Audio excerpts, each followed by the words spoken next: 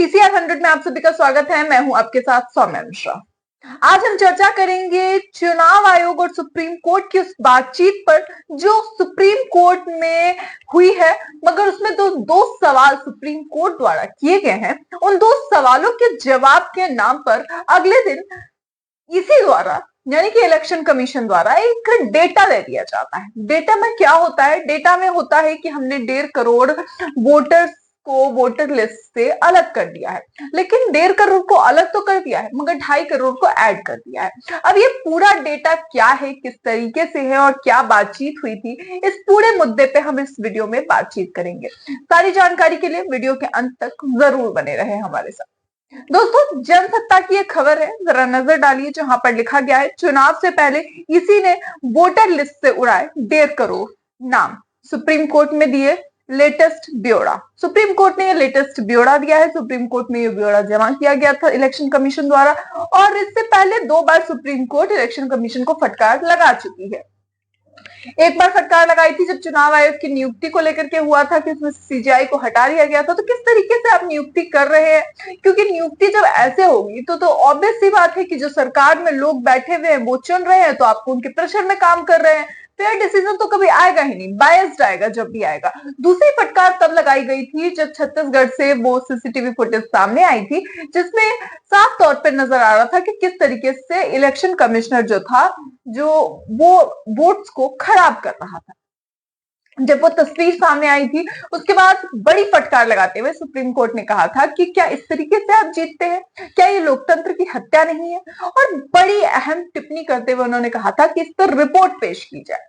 जिसके बाद अगली सुनवाई में देखिए कि क्या सब बातचीत हुई है। अगली सुनवाई में बातचीत के दौरान सुप्रीम कोर्ट ने उनसे 2 अहम सवाल पूछे हैं। दरअसल एक याचिका दायर की गई थी कि आखिर क्यों डुप्लीकेसी इतनी ज्यादा हो रही है। यह जो याचिका थी, यह संविधान बचाओ ट्रस्ट द्वारा सुप्रीम कोर्ट में दायर की गई थी, जिसकी सुनवाई chief justice of India CJI DY Chandrachud, justice JB पाद्रीवाला और जस्टिस मनोज मिश्रा की पीठ, जो कि गैर संवैधानिक संगठन द्वारा वो याचिका दायर की गई थी, उस पर सुनवाई कर रहे थे।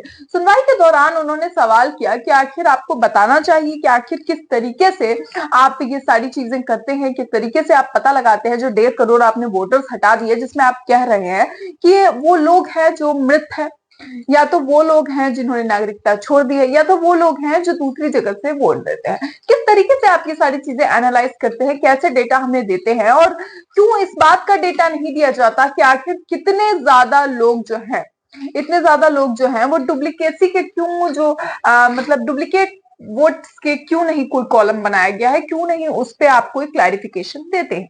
इसी सब को लेकर लाइव लॉ ने एक न्यूज भी देखिए जरा वहां पे पोस्ट की है, जिसमें लिखा गया है कि डुप्लीकेट वोटर प्रविष्टि कैसे निर्धारित की जाती है। सुप्रीम कोर्ट ने चुनाव आयोग से सवाल पूछा है। इस पर पूरी बातचीत क्या हुई है आपको सुनाते हैं, जरा देखिए खबर में। सुप्रीम कोर्ट ने सोमवार को मतदाता सूची से डुप्लीकेट प्रविष्टियों को हटाने के संबंध में कुछ विशिष्ट प्रश्नों पर भारतीय चुनाव आयोग से जवाब मांगा। चीफ जस्टिस ऑफ इंडिया की अगुवाई वाली पीठ ने इलेक्शन कमीशन ऑफ इंडिया की ओर से पेश सरकारी वकील अमित शर्मा से 2 सवाल पूछे हैं। सबसे पहला, इलेक्शन कमीशन ऑफ इंडिया यह कैसे निर्धारित करता है कि कुछ प्रविष्टियां दोहराई गई हैं? दूसरा, किसी मतदाता की मृत्यु की जानकारी इलेक्शन कमीशन ऑफ इंडिया को कैसे मिलती है?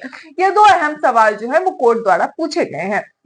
ये सवाल पूछे गए हैं चीफ जस्टिस ऑफ इंडिया की पीठ द्वारा, खंडपीठ द्वारा, जो इस पर सुनवाई कर रही थी। याचिकाकर्ता की ओर से पेश सीनियर एडवोकेट मीनाक्षी अरोड़ा ने कहा कि मेरा मुख्य मामला यह है कि जब मुख्य निर्वाचन अधिकारी अपने जिला कलेक्टर अधिकारियों को प्रतिक्रिया पूरा करने के लिए नोटिस जारी करते हैं, तो वह मृतकों और स्थानांतरित हो चुके लोगों के नाम हटाने का उल्लेख करते हैं, लेकिन उन्होंने डुप्लीकेसी के बारे में बिल्कुल भी जिक्र नहीं किया। जब रिटर्न वापस आता है तो डुप्लीकेसी का कोई भी जिक्र ही नहीं होता है। उन्होंने कहा कि इलेक्शन कमीशन ऑफ इंडिया ने अपने जवाबी हलफनामे में इस मुद्दे का जिक्र नहीं किया है, जिस पर सीजीआई ने ये पूछताछ की कि आखिर क्यों इन चीजों पर सवाल के जवाब नहीं दिए जाते हैं। जिस पर सीजीआई द्वारा ये सवाल पूछे जाने पे शर्मा जो थे, वो जो वकील थे सरकार की ओर से, इलेक्शन कमीशन की ओर से, उन्होंने इस पर जवाब दिया कि ये जो व्यक्ति हैं, ये इन संख्याओं पर विराम लगाने के लिए इनकी पहचान की जाती है। पहचान करने के बाद हम उनकी लिस्ट बनाते हैं। लिस्ट बनाने के बाद डुप्लीकेसी को हटाने की कोशिश करते हैं। मगर जो सबसे अहम सवाल ये है वो ये कि आखिर ये डुप्लीकेसी क्यों नहीं हट पा रही है, क्यों आखिर इस पर किसी तरह का कोई जो है वो कंट्रोल नहीं हो पा रहा है। इसे लेकर पिछले दिनों भानु प्रताप सिंह जो है उन्होंने भी अपनी कुछ बातचीत की थी। भानु प्रताप सिंह ने इस पर अपनी बात रखी थी कि किस तरीके से डुप्लीकेसी की जाती है और इसका शिकार होते हैं बड़े पैमाने पर लोग। देखिए जरा वीडियो में किस तरीके से भानु प्रताप पूरी जो डुप्लीकेसी की जाती है उसको एक्सप्लेन करते हैं नजर आ रहे हैं। फिर हम आपको आगे बताएंगे कि आखिर किस तरीके से यही चीज अलग अलग राज्यों में होती है। और आप जानकर हैरान होंगे जो डाटा मैं अब आपके सामने दे रहा हूं कि इस देश का इलेक्शन कमीशन किस कदर बेईमान और किस कदर गैर जिम्मेदार, मैं दोनों शब्द यूज कर रहा हूं, और सरकार के साथ मिलकर इस देश के जो वोटर्स हैं उनके साथ कितना बड़ा धोखा किया। अकेले मैं उत्तर प्रदेश की बात बता रहा हूं। अकेले उत्तर प्रदेश में 71 लाख वोटर्स डुप्लीकेट हैं, अकेले एक प्रदेश में।